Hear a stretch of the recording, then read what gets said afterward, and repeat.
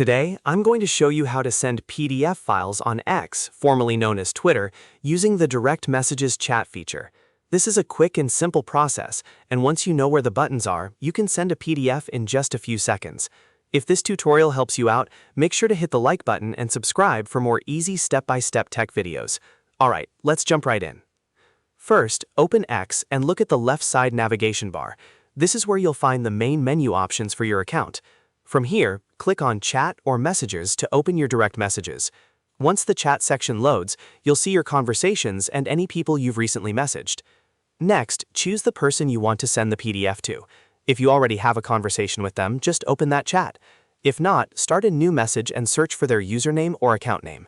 Make sure you select the correct person before attaching your file, especially if you're sending something important.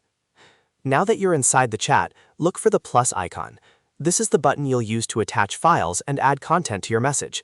Click the plus icon and a set of options should appear.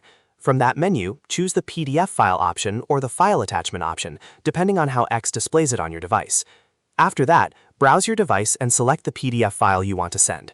Once you tap the file, it should get attached to the message box. Take a quick moment to check that the correct file is selected, because this is the last chance to make sure you're sending the right document. When everything looks good, click Send. Your PDF will then be delivered through the chat and the other person will be able to open it from the conversation. That's really all there is to it.